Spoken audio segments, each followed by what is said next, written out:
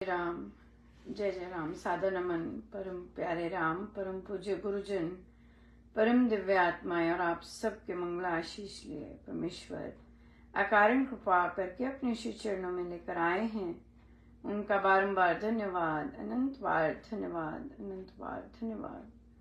गुरुजनों के कारण कृपा से वे हमें इस समय मन के रूपांतरण में लेकर आते हैं। उनका बारंबार धन्यवाद, बहुत बहुत धन्यवाद, बहुत बहुत धन्यवाद।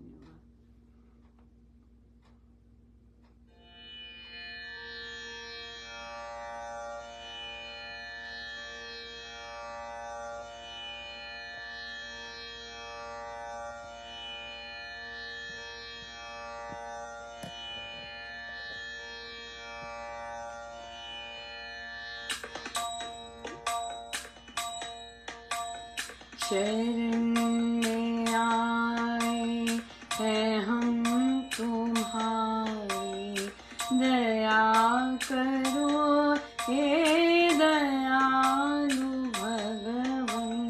शरण में आए हैं हम तुम्हारी, दया करो हे दयालु भगवन। संभालो बिगड़ी दशा हमारी, दया करो हे दयालु भगवन।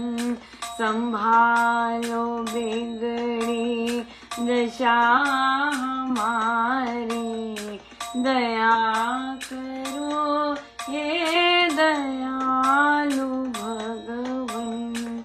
ना हम में बल है, ना हम में शक्ति, ना हम में साधन, ना हम में भक्ति।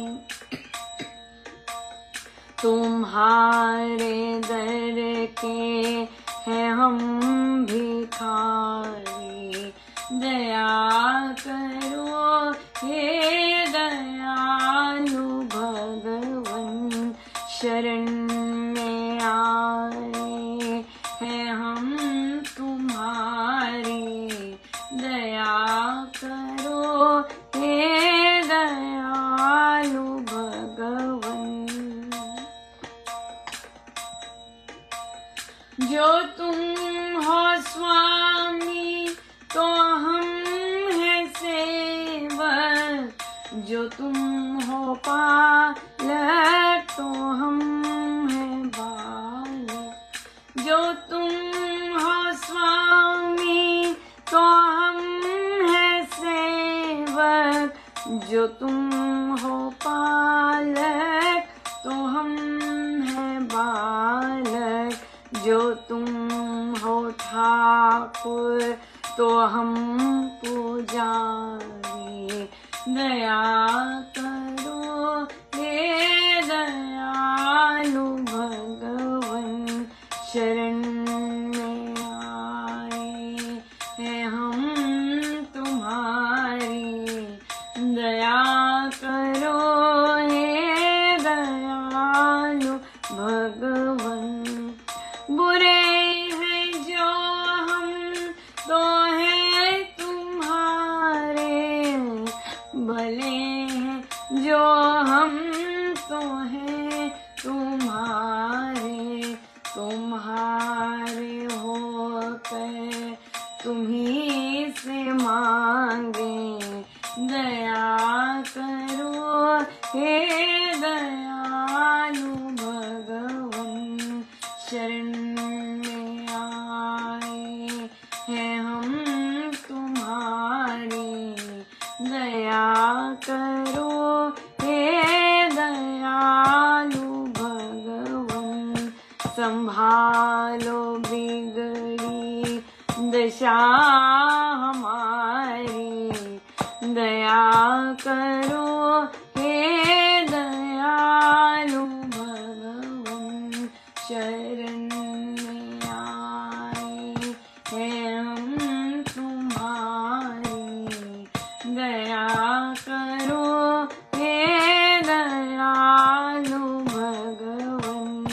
दया करो हे दयालु भगवन दया करो हे दयालु भगवन।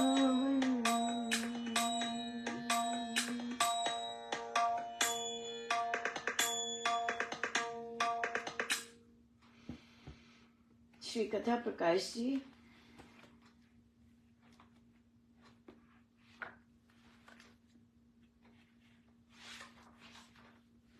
प्रेम पथ, पेज 588। सरयू के तट पर एक आश्रम था। उसमें भजन पाठ और उपासना आराधना करने वाले ऋषि जन रहते थे। उस आश्रम के मुनि जन अपने जप तप कथा कीर्तन और ज्ञान ध्यान से सर्वत्र प्रसिद्ध हो रहे थे। उनके भक्ति भाव और प्रेम उपकार की जनता में बड़ी प्रशंसा की जाती थी। ऐसा हुआ कि एक बार मगध देश का राजा बड़ी भारी दल बल लिए कोसल देश पर चढ़ाया। एक दिन साय समय उसने वहीं सेना सहित विश्राम किया, जहाँ ऋषियों का वह साधना आश्रम था। मागध राजा ने मुनियों को मिलकर उनसे पूछा कि कोसल देश के राजा की सेना कितनी है, उसके प्रधान सेनापति कौन है, उसके दुर्ग कहाँ और कैसे हैं। उत्तर में मुनियों ने कहा, मागध, हम परमात्मा के प्रेम पद के प्रचार करते हैं, परम पद की पराप्रीति का उपदेश देते हैं, कंदमूल तथा वन्य वस्तुएं खाकर निर्वाह करते हैं, अपना अधिक समय ज्ञान ध्यान में बिताते हैं और वीतराग भाव में रहते हैं। हमें राजनीतिक भेदों का ज्ञान नहीं, हम तो जिज्ञासुओं को यही बताया करते हैं कि परमात्मा की भक्ति, प्रीति उपार्जन करना और उसके पुत्रों के साथ प्यार से बरतना धर्म का सरासार है। परंतु तूने पूछा है, इस कारण कहना पड़ता है कि कोसल देश का प्रत्येक पुत्र पुत्री अपनी पैतृक भूमि से परम प्यार करता है। इस देश के पुत्र पुत्रियां अपने देश के लिए अपने प्राण तक अर्पण करने को तैयार हैं। उनकी नारायण परायणता, उनका भगवत भरोसा, उनका अदगम्य वीर भाव और उनकी निर्भयता ही उनका अगम्य तथा अखंडनीय दुर्ग है। ऐसी सेना और ऐसे दुर्गों के होते हुए कोसल देश में मगध देश के राजा की मनोकामना का पूर्ण हो जाना कदापि संभव नहीं है। राजन, यदि तो कोसल देश को जीतना चाहता है तो श्री राम मंगल नाम की भक्ति कर, सबके सुख मंगल की माला फेर, व्यर्थ में वैर ना बढ़ा और प्रेम तथा मेल मिलाप से काम ले। विश्वास रख, प्रेम की विजय बड़ी प्रबल हुआ करती है। प्रेम का हथियार ऐसा मर्म भेदी प्रहार किया करता है, पर पक्ष पर विजय तुरंत प्राप्त हो जाती है। मागध, श्री राम से डर, पर देश की प्रजा को पीड़ित करने के अपवित्र उपाय ना कर, दूसरे देश को पराधीन करने के पाप में ना पड़ और जन हत्या के कारण ना बन। राजन, ये घोर अन्याय और अनर्थ है कि मनुष्य लोभवश दूसरों को दुख दे, दास बनाए और जनता में अकारण त्रास फैलाए। मुनियों के प्रेम के पावन और प्रबल प्रभाव से वह राजा मगध देश को पिछले पांव लौट गया। प्रेम पथ, यहाँ पर महाराज ने कहा है कि स्वामी जी महाराज कहते कि प्रेम पथ जरूर पढ़ा कीजिए। और या बिल्कुल सब श्री राम मंगल नाम की भक्ति करिए, सबके सुख मंगल की माला फेरिए, व्यर्थ में वैर और प्रेम ना बढ़ाना और प्रेम तथा मेल मिलाप से काम लें। राइट, या बिल्कुल बहुत ही सुंदर है। कठिन काम है प्रेम करना, लेकिन जीवन मिला ही इसलिए है। कई लोगों के लिए नेचुरल होता है, आराम से प्रेम कर सकते हैं, सबके साथ बहुत मीठा बोल सकते हैं। कईयों के लिए बहुत डिफिकल्ट होता है प्यार करना, कईयों के लिए इट्स वेरी डिफिकल्ट। सो इसलिए बट ये मानव जन्म मिला है, कर सकें सबसे प्यार, तो बहुत सुंदर बात है, बहुत ही सुंदर बात, बहुत बड़ी उपलब्धि है जीवन की। सो बहुत ही सुंदर दिन रहा हमारा। हम बैठके हुई, आपने देखा बहुत बहुत ही उच्च कोटि की चर्चाएं हुई फैमिली गेट टुगेदर में, बहुत बहुत जबरदस्त हाई लेवल की थी। बड़ी कृपा है प्रभु की कि ऐसे भी कर सकते हैं। सो बहुत ही सुंदर दिन रहा। पर और भी बहुत कुछ था, हम चर्चा करेंगे अगर महाराज की इच्छा होगी तो। वो प्रश्न आता है, प्रश्न लेते हैं पहले। बच्चों पर ही चल रहा है और ये प्रश्न आया कि मेरी बेटी हेल्दी है, राइट, और लेकिन लोग उसे तंग करते हैं मोटा बोलकर। तो कहते हैं हमारे घर कोई आए मिलने, रिश्तेदार थे, बड़े थे, लेकिन उन्होंने भी उसके वजन की बात की और मुझे अच्छा नहीं लगा। और मैंने उन्हें जब बोला कि, तो फिर वो बोले कि मेरे मुंह से कुछ भी निकल जाता है। तो मैं अपने बच्चे को कहती हूँ कि तू इग्नोर किया कर। देखिए वो बच्चा है और ग्रोइंग बच्चा है, हर बच्चे को और ज्यादा बड़ी होगी, बड़े होगा, अगर लड़का है वो सब बॉडी कॉन्शियस होते हैं, राइट। तो यहाँ पर सबसे पहले तो जो रिश्तेदार आते हैं उनको आपको लटक लटक के ढीला ढाला नहीं बोलना, अच्छे से सॉलिड बोलना है ताकि आगे वो दोबारा से कह ना पाए। आपको बोलना है कि आप यहाँ आए हैं, हमारे घर आए हैं, हाँ, और हमारे घर आके ही आप मेरे बच्चे को ऐसे मत बोलिएगा, हाँ, ये शोभा नहीं देता। और मेरे बच्चे को उसके शरीर पे बार बार उसकी नजर मत लेके जाइएगा, बच्चा है वो। नहीं मुझसे गलती होगी तो फिर आगे से कृपया गलती मत कीजिएगा। देखिए अपने बच्चों के लिए ये जो बड़े होते हैं सोच समझ के नहीं बोल रहे, आपको तो बोलना है ना। अपने बच्चे के लिए खड़े होंगे, आप खड़े हुए अपने बच्चे के लिए। अब साथ ही जब वो चले जाते हैं आपने अपने बच्चे के साथ बात करनी बहुत जरूरी है और बच्चे को सिखाना है कि देखो दुनिया अपनी नजर से देखती है, लेकिन हमने अपने आप को दुनिया की नजर से नहीं देखना है, हमने अपने आप को अपनी नजर से देखना है। आपको भगवान ने बनाया है, जैसा बनाया है बड़े प्यार से बनाया है। अब भगवान जो भी करते हैं मंगल के लिए करते हैं, बहुत सुंदर करते हैं, भगवान गलती नहीं कर सकते, राइट। जोक्स होते हैं ऐसे बने हुए, लेकिन भगवान गलती नहीं करते हैं। सो आपको भगवान ने बहुत प्यार से रचा है, इसीलिए आपने जो दूसरे आपको जिस नजर से देखते हैं आपने अपने आप को उस नजर से नहीं देखना है, ठीक है।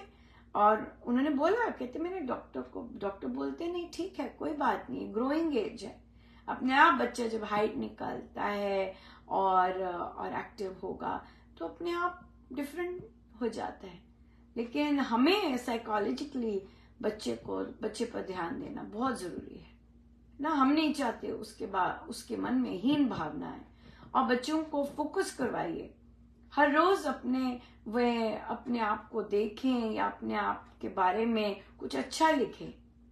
आप प्रैक्टिस करवाइए कि मुझे अपने में क्या चीज अच्छी लगती है, ये लिखें बच्चे। मुझे अपने में क्या, और हर रोज लिखें कि मुझे अपने में क्या चीज अच्छी लगती है, मुझे भगवान का दिया कौन सा गुण अच्छा लगता है। लिखें बच्चे रात को, अच्छा बताओ तो आप में कौन सी भगवान की चीज सबसे प्यारी लगती है, हाँ, तो वो बताएंगे, वो तो जो भी गुण होगा जो उन्हें दिखता है वो बताएंगे, लेकिन साथ ही आपको उन्हें स्ट्रांग बनाना है।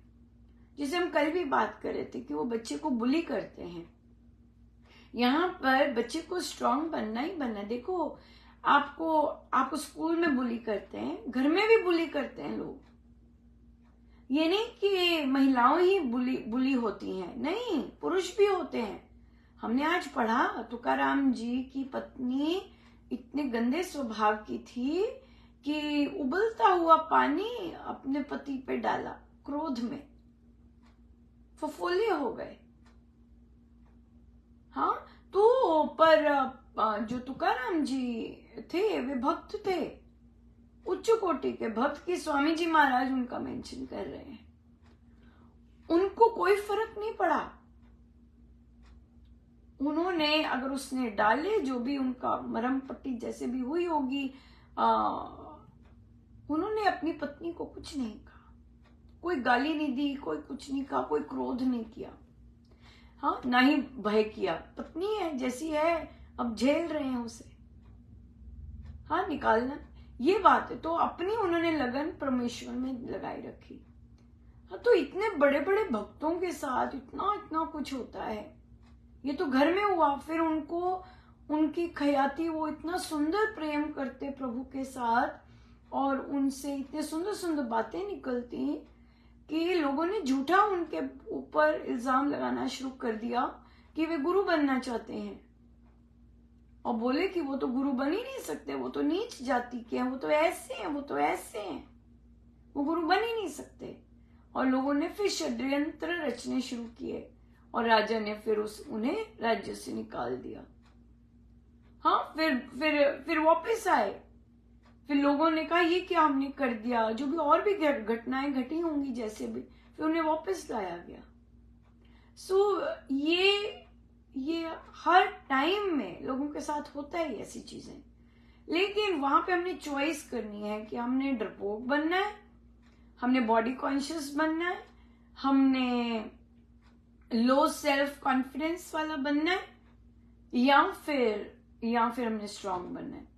बहुत घरों में तो मदर्स ही अपने बच्चों को कॉन्शियस कर देती हैं बहुत ज्यादा। ये क्या रंग पहना है, ये क्यों पहन रही हो, ये पहनो, ये नहीं सूट करेगा तुम्हें, ये वाला चीजें नहीं करेंगी, ये सूट करेगा। हाँ, तो बच्चों की नजर कौन सी बना देते हैं, अपनी नजर के अनुसार। नहीं, फ्री जीने नहीं देते, इतने सारे खुद के कॉम्प्लेक्सेस होते हैं वे बच्चों में डाल देते हैं। लेकिन हमारे गुरुजन ऐसे नहीं है। हमारे गुरुजन हमें स्ट्रांग बनाना सिखाते हैं, बॉडी के बियॉन्ड जाना सिखाते हैं, क्षमा करना सिखाते हैं, हाँ, क्षमा करना सिखाते हैं, और हेल्दी माइंड रखना सिखाते हैं। हेल्दी माइंड कौन सा माइंड है? जो दूसरों से डरेगा नहीं, जो दूसरों को हेट नहीं करता, जो दूसरों को द्वेष नहीं करता, डिसलाइक नहीं करता, और उसमें प्यार होता है, वो हेल्दी माइंड है, राइट? तो ये हमारे गुरुजन हमें सिखाते हैं। सो ये हमें बच्चों को सिखाना है कि अपना माइंड हेल्दी कैसे रखें, और ये दिखाना है कि बेटा अगर दूसरे जो बोलते हैं वो अपनी पर्सनैलिटी बता रहे हैं, हमारा उनकी जजमेंट से कोई लेना देना नहीं है, राइट? हमें अपने मम्मी पापा, या फिर अगर मम्मी पापा अच्छे हैं तो अगर हमें अपने प्रभु की नजर से देखना है, हाँ, अपने प्रभु की नजर से देखना है कि हम ठीक चल रहे हैं कि नहीं चल रहे। या कई बार पेरेंट्स ही कितनी गंदी गंदी बातें बोलते हैं बच्चों को। सो उन बच्चों के लिए भी कि हम अपने पेरेंट्स, अपने आप को, अपने गुरु, उनकी शिक्षाओं की नजर से देखें कि मैं जो पढ़ रहा हूं पुस्तकों में, क्या मैं उसके अनुरूप हूं? फिर जो मर्जी बोलता रहे संसार।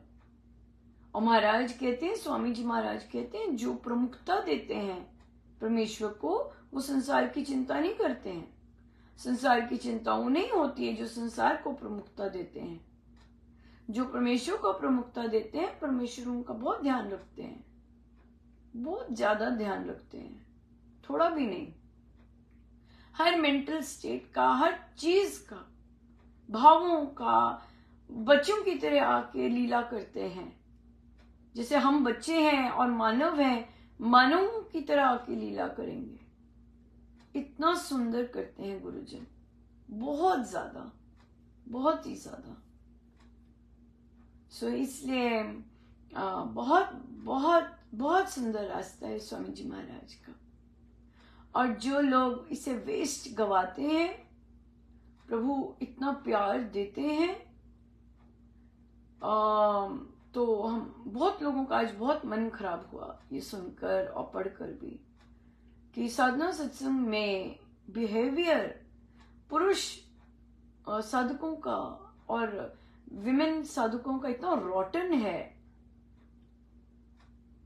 और देखिए, इन्हीं साधकों को 20 साल अपने गुरुजनों के संग रहने का अवसर प्रभु ने दिया।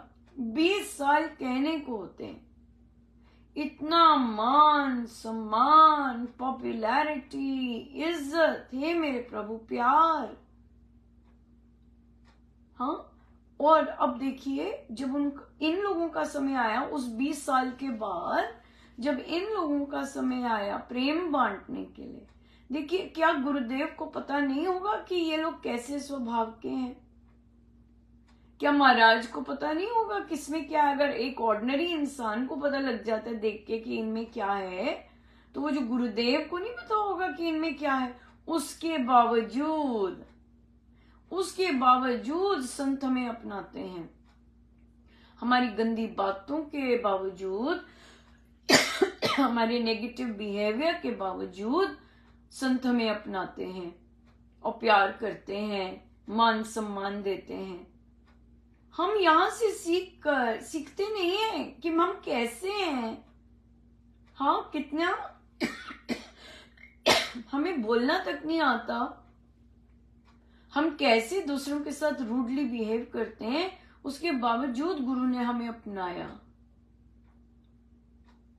और वो इसीलिए अपनाया कि तुम भी ऐसे लोगों को अपनाओ और उनको प्यार दो।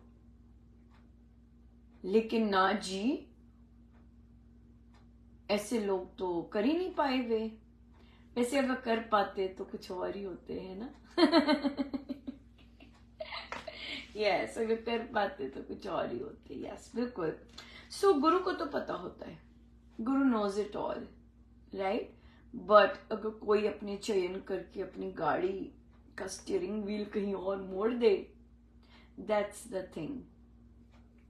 सो इसलिए और भी बहुत अजीब बातें हुई कि भाई बैठक स्वामी जी महाराज का पर्पस क्या साधना सत्संग लगाने का, कि भाई सारे वहां से सीख के आए और फिर चाहे श्री राम शरणम में चाहे घरों में वैसा ही बिहेवियर रखें, जाप पाठ रखें। अब आप मुझे बताइए कि हर बैठक का पर्पस होता है, पूरा एक सत्संग होती है हर बैठक, राइट। तो कैसे वे बैठक अब करेंगे? सर्वशक्तिमत ही नहीं बोलते। पता नहीं कौन अंग्रेज ने आके ये रूल बनाया है। ये हमारी हिंदू संस्कृति तो है ही नहीं। हम कोई भी नई बैठक शुरू करते हैं, हम प्रभु का आह्वान करते हैं और फिर उनको आमंत्रित करके कि प्रभु अब आप इस बैठक का संचालन कीजिए। ये बैठकें अखंड जाप में थोड़ी ना इंक्लूडेड होती हैं, नॉट एट ऑल। ये कौन सा ब्रेन वेव आया?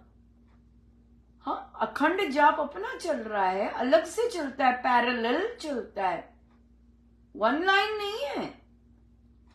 वन लाइन में बनाने की कोई कोशिश की हुई है किसी तरह की? नो। वो इसलिए नो है क्योंकि अखंड जाप हर का इंडिविजुअल बैठक टाइम है, कलेक्टिव नहीं है। जो आपने जो गड़बड़ की है वो कलेक्टिव नहीं है। सारे एक टाइम पे जाप नहीं कर रहे, वो अखंड जाप नहीं होता। अखंड जाप होते हैं चारों दिन, तीनों दिन चलता है। And it is not a collective बैठक, इट इज अ इंडिविजुअल बैठक। आप अपने समय पर जाते हैं, so it is not a part of the सत्संग बैठक। कर दी ना गड़बड़? एंड और देखिए जो साधिका जी ने पूछा जाके, साधिका जी, और वो पहली बार सत्संग में जा रहे, कहते मुझे डर लगा थोड़ा सा कि इनसे पूछना है कहीं ऑफेंडेड ना हो जाए, कैसे हैं। पर उन्होंने कहा, मैंने क्या कहा, राम मेरे सहायक हैं। और उन्होंने बोला राम मेरे सहायक, मैंने राम जी को, प्रभु को, गुरुजनों को आगे रख के उनसे पूछा कि आपने सर्वशक्तिमते नहीं गाया, ना ही आपने वृद्धि आस्तिक गाया, ना ही आपने समापन सर्वशक्तिमते से किया। पूछा उन्होंने, तो उन्होंने कहा नहीं, अखंड जाप चल रहा है ना, तो उसके साथ ये भी ऐसे है, ऐसे नहीं है। स्वामी जी महाराज ने डिफरेंट तरह के सत्संग बताए हैं कि आप वापस जाके ऐसे इस पैकेज में सत्संग कर सकें। हाँ, और हमारी संस्कृति यह है कि हम प्रभु का आह्वान करते हैं, उन्हें बोलते हैं कि परमेश्वर आइए और विराजिए और संचालन कीजिए बैठक का। फिर हम अमृतवाणी जी में बोलते हैं वृद्धि आस्तिक भाव की, प्रभु ये सब, ये इसका विस्तार हो, राम नाम का विस्तार हो भगवान। फिर हम आखिर में सर्वशक्तिमते का धन्यवाद करते हैं, प्रभु कि आपने इतनी सुंदर, इतना रस बरसाया, आपका बहु बार धन्यवाद। सो ना तो हमने प्रभु को कहा कि भाई प्रभु आप संचालन कीजिए, ना हमने कहा विस्तार हो, ना हमने कहा कि, कहते हमने शुरू में कह दिया और अंत में कह दिया। क्यों भाई? आलस आ रहा था कहने में, गाना पड़ेगा, ऐसा हो रहा था। हाँ, इसे कहते हैं मत। ये चीज जो हुई है, ये ना ही हमारे शास्त्र के अनुकूल है बात, और ना ही स्वामी जी महाराज की थॉट प्रोसेस कि ये सत्संग जैसे ऐसे हो रहे हैं, वैसे के वैसे ऐसे अब वापस जाइए। तो अब आप क्या बता रहे हैं? आपने ये शिक्षा दी है साधकों को कि जब आप अपने वहां पे जाके सत्संग करें, बिना सर्वशक्तिमते के करें, हाँ, बिना वृद्धि आस्तिक के करें, हाँ, बिना सर्वशक्तिमते के समापन के करें। ये तो उद्देश्य स्वामी जी महाराज के उद्देश्य से मैच ही नहीं किया। ये तो बहुत ही ऑफ था, बहुत ही ज्यादा ऑफ। सो प्रवचन पीयूष पढ़िएगा, आई थिंक फिर से पढ़ना पड़ेगा, और हाईलाइट कीजिएगा साधना सत्संग, हाँ, और क्या प्रयोजन है स्वामी जी महाराज का। और फिर पढ़िएगा खंड जाप प्रार्थना और प्रभाव से, या प्रवचन पीयूष से पढ़िएगा। सो तभी महाराज बार बार बोल रहे हैं इन संचालकों को, they need to revisit, they need to refresh. हाँ, और बहुत वर्ष हो गए हैं पढ़ छड्डे में ग्रंथ, गा लेते हैं हम ग्रंथ, लेकिन हम उसे अंडरस्टैंड नहीं कर रहे क्या बात है। देखिए, पुरुष साधकों को मुझे नहीं पता क्योंकि हमारा इतना ना देखना होता है, ना लेना देना होता है। तो यहां पता चला कि वो एक पुरुष साधक जो आगे बैठते, एक साधनारत ध्यानस्थ थे साधक, उन्हें लिटरली शेक करके रूडली ध्यान से उठाया और आगे मूव करने को कहा। What kind of sadhana do you have, man? ऐसा कौन करता है कि आपकी तार बिल्कुल टूटी हुई है? इसका मतलब यह है कि आपको हक बनता है कि किसी की तार आप जबरदस्ती, वो भी टच करके, हिला कर, मूव करवा के तोड़े। महिलाओं को तो हम बोलते हैं कि किसी को हाथ नहीं लगाना, कोई भाव आ रहा है, कोई ध्यान में रहता है, हाथ नहीं लगाना, you are not going to touch anybody. तो पुरुषों को भी बोला जाता है, आप कैसे किसी के साथ डिसरिस्पेक्ट कर सकते हैं दूसरे की साधना के? या तो आप पता नहीं कहां चढ़े हुए हैं, खजूर के पेड़ पर, which is not done at all. फिर यही साधक जी, महान जी, महाराज जी जैसी टोपी बनवा ली इन्होंने, हाँ, और महाराज जी जैसी टोपी पहन के जोत लेकर आ गए। अरे भाई, रुमाल रख लीजिए, महाराज जैसी टोपी पहनने का क्या मतलब है? किसी साधक को पसंद नहीं आया। और उन्होंने बोला, आप देखिए जोत लाते समय कितना गंभीर एनवायरनमेंट और कैसा अलग सा माहौल होता है। जिन्होंने अटेंड किया है ये वाला, कहते इतनी नेगेटिव वाइब्रेशंस आई जब वो चल के गए। इमेजिन, मतलब मुझे नहीं समझ आती कि महाराज ने इतना प्यार दिया है और अब हम ये सारे बुजुर्ग लोग हैं, ना जीवा अच्छी ना शब्द अच्छे बोलते हैं, ये वाले तो महिलाओं के लिए भी इतना गंदा गंदा बोलते हैं। हे प्रभु, मुझे इतनी शर्म आ रही थी कि मुझे महाराज चाहते होंगे ये डिस्कस हो, लेकिन क्या कहो भाई, हम ही महाराज से क्षमा मांगते हैं। कितने मतलब महाराज देखकर कितने डिसअपॉइंटेड होते होंगे। 20 years ऑफ हार्ड वर्क, है ना।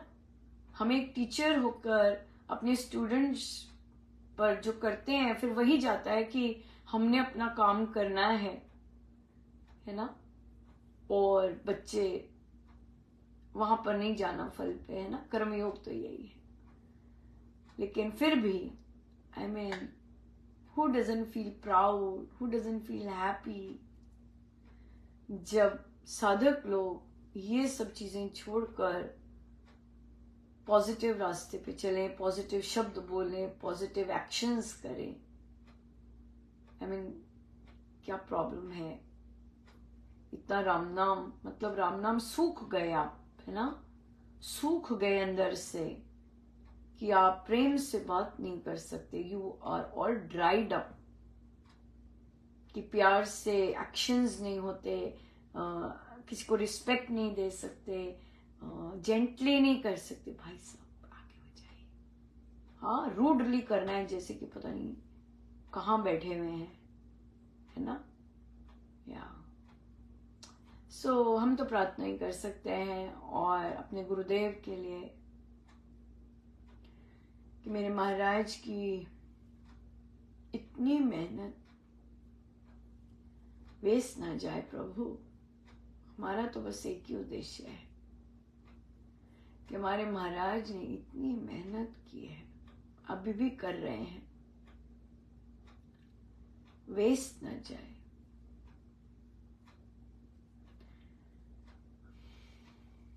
गुरु की मेहनत नहीं वेस्ट जानी चाहिए।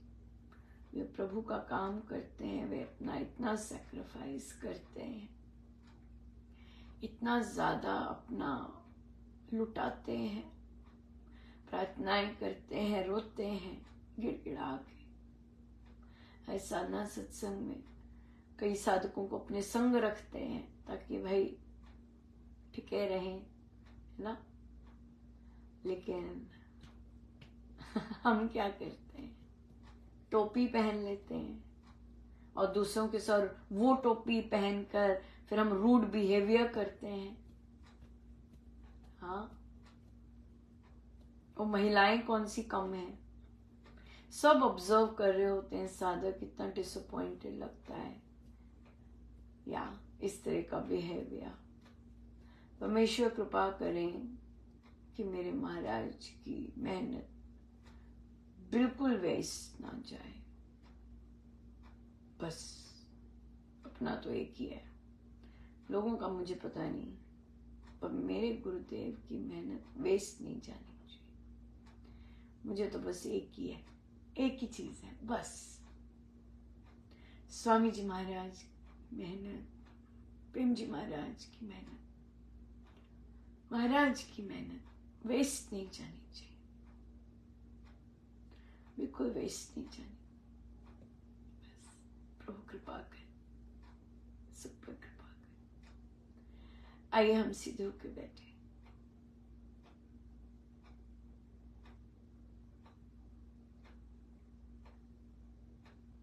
अपने प्रभु, अपने गुरुजनों के चरणों में बारंबार नमन, अनंत बार नमन, अनंत